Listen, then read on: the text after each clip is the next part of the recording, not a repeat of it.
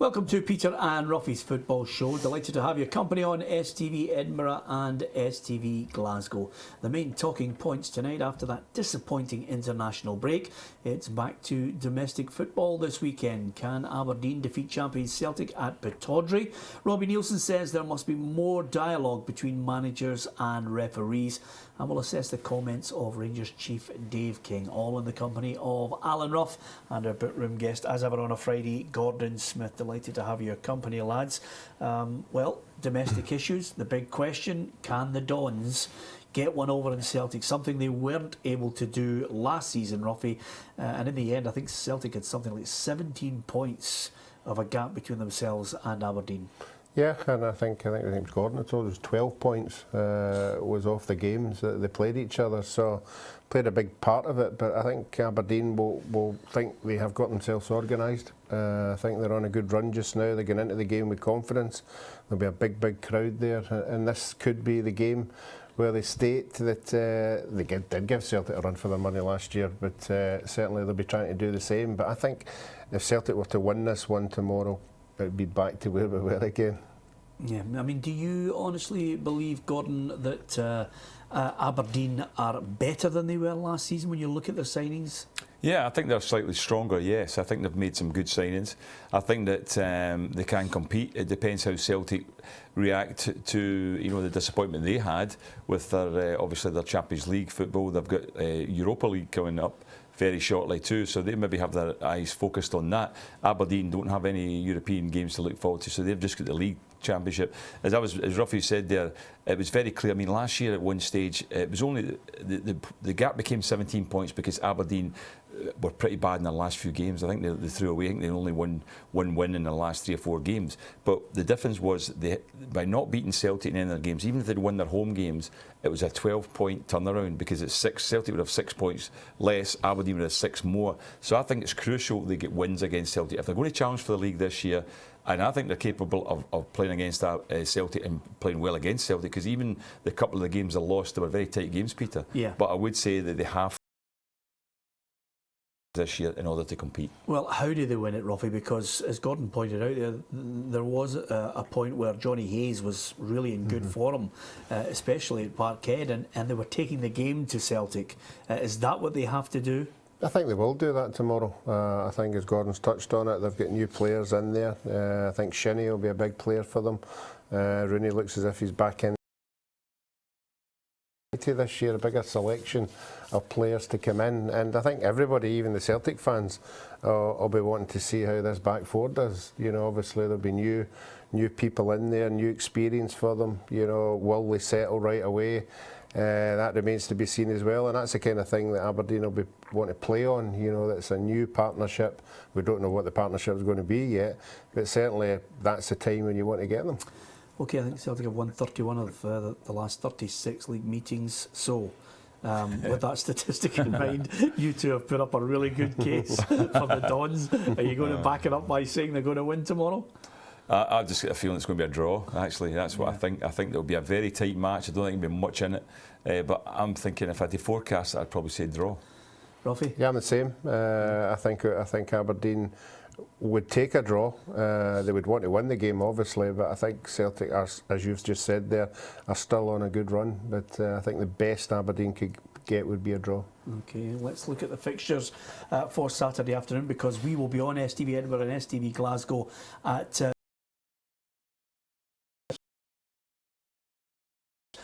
tonight. It's Inverness against Hearts, then Aberdeen Celtic with the early kick-off, Dundee United Kilmarnock, Motherwell Ross County, Partick Thistle Dundee, and St Johnstone against Hamilton. Just on the match tonight, get some points and a win on the board soon to build their confidence. They haven't won in 8, Gordon. I know, exactly. They've had a very bad start to the season. John Hughes must be really disappointed with it, especially when you look at where they were last year. Third place in the league, a European spot, a cup win, first in their history, and yet they can't win a game this season. And it's a tough one for them. I mean, Hearts obviously had the one defeat they've had now when they were, they were behind. They came back in the game and ended up losing the game. So that was a big disappointment for them at Hamilton. But they'll be wanting to break back tonight, and it'll be an interesting game. And it's quite funny looking at all the fixtures. I don't know if you know that, but Aberdeen's the only top six side over this weekend that have got a home match. All the other top six sides are away. The other 5 teams are away, and so that makes it. That's why they're interesting games, because the teams in the bottom 6 just now will be desperate to get results, and Inverness certainly will be one of them. Get the better teams. It's funny. And I said to him, you know, that Aberdeen are the only top 6 side who are playing at home this week. And then I nudged him again, nothing. You know, I just kept driving. Ruffy, on that point. You probably knew that then. Yeah, absolutely. If Ruffy ever looks and tells me something like that, the game's a bogey. Well, I mentioned to you Inverness had only had 1 win in 8, so that is why. Deary me. So that's why I've went for an Inverness win. You got for an Inverness win? I think when you're on that bad a run, it's got to turn sometime, and I think it'll be tonight. Yeah, well, I've just got to ask you, with that in mind, you know, Robbie Neilson, obviously, I thought he's possibly in the running for the best after-match press conference when he said we practiced with 10 men. We knew we were going to get a man sent off with Willie Collum as the referee. Yeah. I'm paraphrasing slightly. He might have just mentioned the match official rather than naming him. Yeah. But I think he's calling for more dialogue between managers and referees.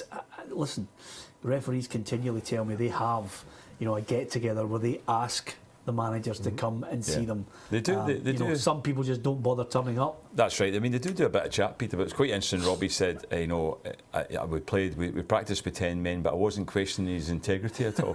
You know? I've never known a manager to do that before. But the thing about it is they should talk a bit more and just to question it, but there were a lot of incidents. I mean, already that one, in fairness to Robbie Neilson, that one's been turned around.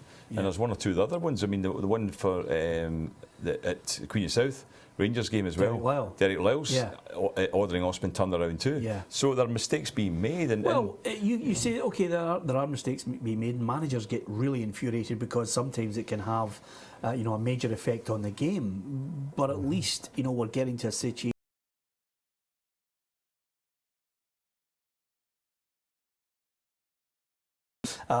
Okay, it doesn't make it any better if you're the manager who's lost the game because you've been reduced to 10 men, but nevertheless. So Inverness against Hearts, did you predict Hearts or did you? If I was predicting, I would still predict Hearts. I think they'll bounce back. I think Inverness are a good side, but they're having problems. They will turn that around and get a win eventually, but I think Hearts will win. Okay, what are you laughing at? What are you laughing? He's got one each there in his prediction. Listen,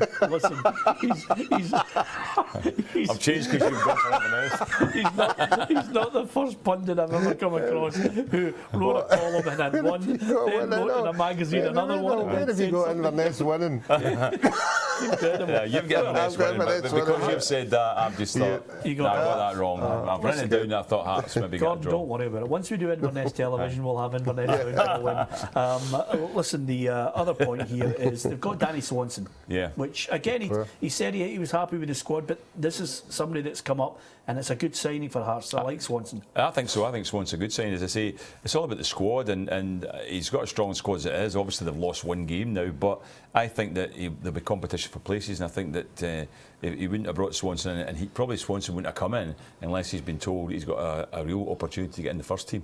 Yeah. Okay. As far as the other fixtures are concerned, I think it's going to be a great day at Tannadice, filled with emotion. Of course, the minute's silence, and then the 4th minute, the minute's applause for Ralph Milne. I've had a wee sneak preview of the programme. There's a fantastic picture in it with the black and white of the fans at the game, Dundee United, Dundee at Dens Park, and then just that sole figure with his hands in the air, Ralph Milne, with the tangerine strip. It's just a wonderful image, and well done to Dundee United for all they're doing, slashing the prices there, Robbie. Great.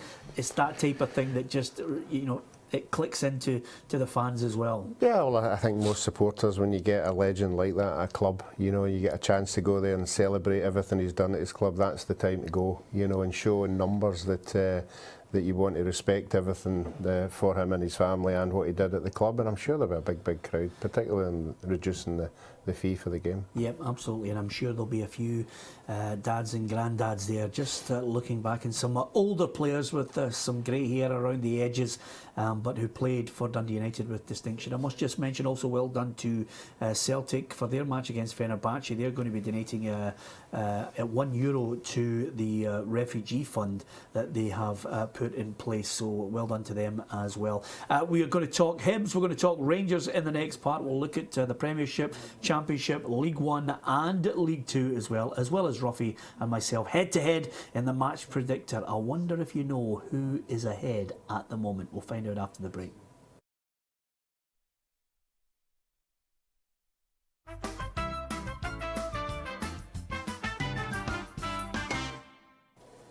Welcome back to Peter and Ruffy's Football Show. Alan Ruff and Gordon Smith are alongside me, Peter Martin. If you do have some spare time tomorrow, do indeed join us. 2 o'clock till 6.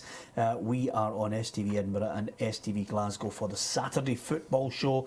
We'll bring you all the scores, every goal as it happens, right across the 4 hours, covering all of British football with the emphasis, of course, on Scottish football. We'd love to have your company. Tell your mates if you get a chance as well.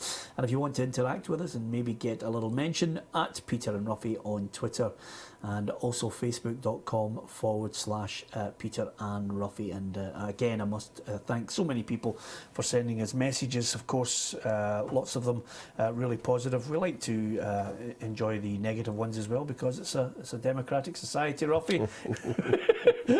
we like a lot of comments on the programme and opinion on your favourite team, so let's hear from you.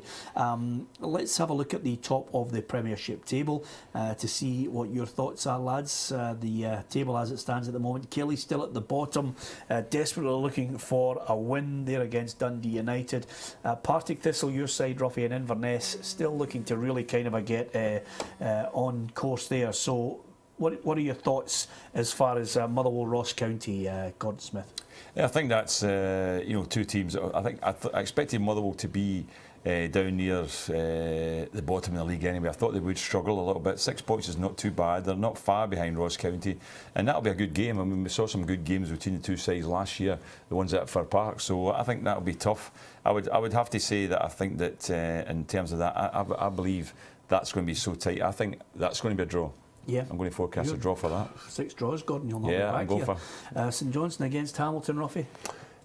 St Johnstone again. You know that I keep saying this. You know, at home they're a very, very hard side to beat. There's no doubt about that. But again, Hamilton come up with the goods again. So I mean, I think it'll be interesting.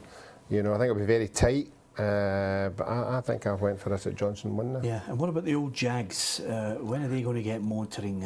Well, I've predicted tomorrow. Yes, yes, I have. I thought in the last game that they played, they just not creating enough, but when they do create, they're just not taking the chances. They've had chances to win games quite comfortably, but not done it. Again, goal scoring will be the problem for them. But I think tomorrow, I think they've got a reasonable record against Dundee at home, and I think they'll win that one. I think it'll be tough for them, for Thistle, because they'll have to make the play and have a go, and I think they'll leave themselves a bit open as well, and I think Dundee can exploit that. Okay, let's get your thoughts on the Championship. First of all, Dave King was speaking early yesterday about his ambitions for Rangers, and I think there's a good close bond between the chief and, of course, the manager, Mark Warburton. This is what Dave King had to say on what he thinks will happen this season, and how many players he thinks the team will need to challenge Celtic next season. I think that what we've got at the moment would compete in the Premier League. No, I would imagine would need, again, Mark will answer it better, I would say we'd probably need under 5 additions to the existing squad. We would start next season with the intention of winning the Premiership. We understand the gap against Celtic, but the ambition is not to come second. The ambition would go in to try to win the league. Gordon Smith, I think that's what Rangers fans want to hear. They want to hear a positive sign from everybody on the board, saying this is first of all, get out of this division and then have a go at Celtic. Yeah, I think it was good he did that interview yesterday, because I think what happened was the Rangers fans have been waiting for that for some time.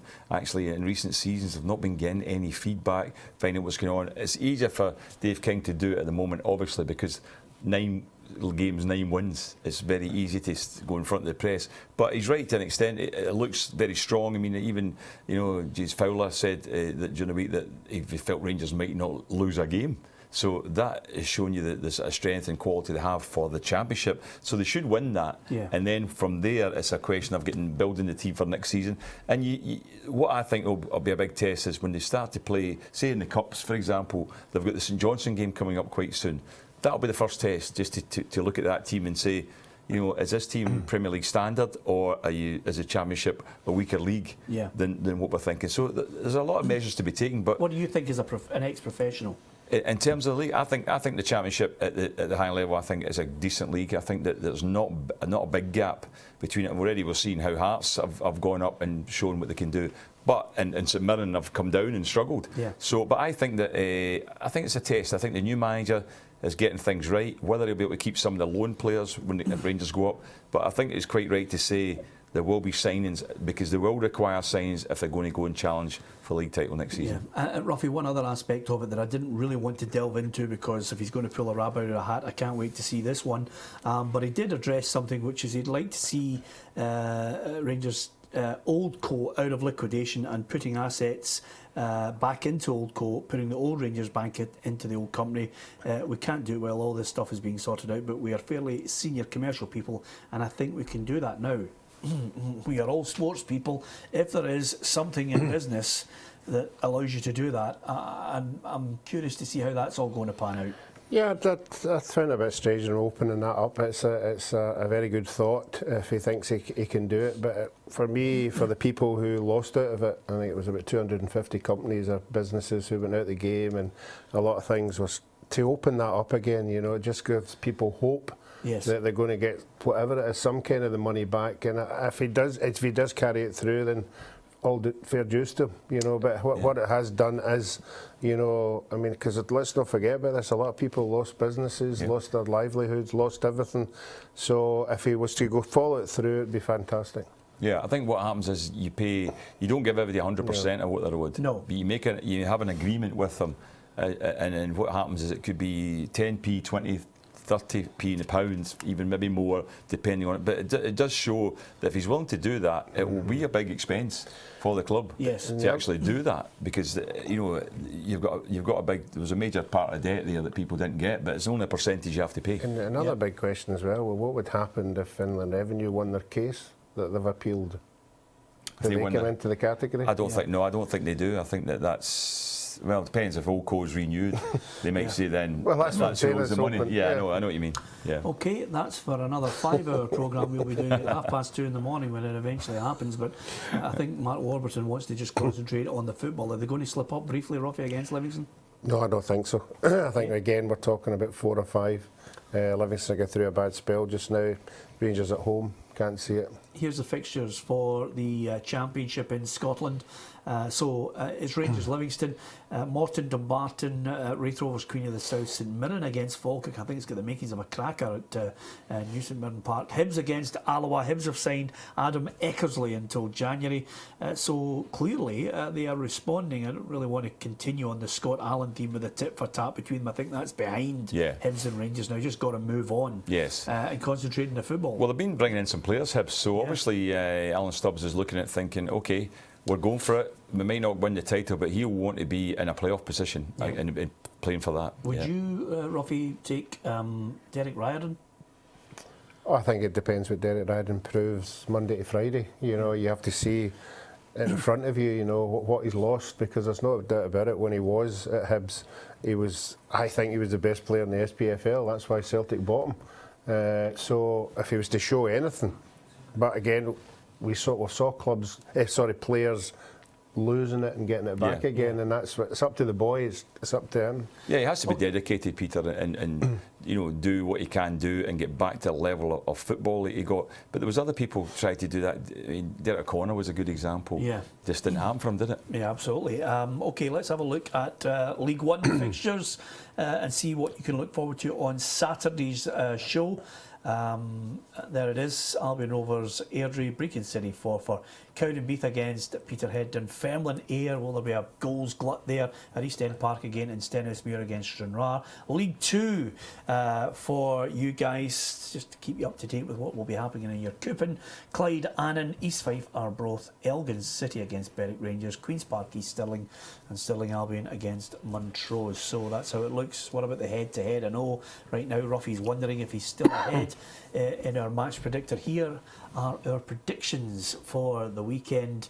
Hearts to win at Inverness for me. Ruffy, you think Inverness will win, so that could be a good shift in the points here, because Ruffy, are you surprised you're 7 points ahead of me?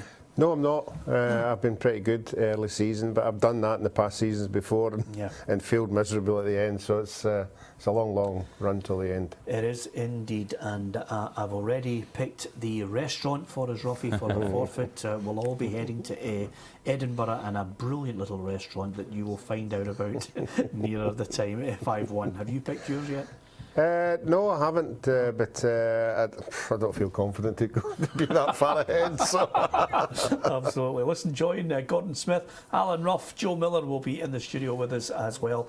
And over the course of 4 hours, we will keep you up to date with all the goals, all the action across Great Britain, but of course, focusing on Scottish football. Join us if you can, STV Edinburgh, STV Glasgow, tomorrow at 2.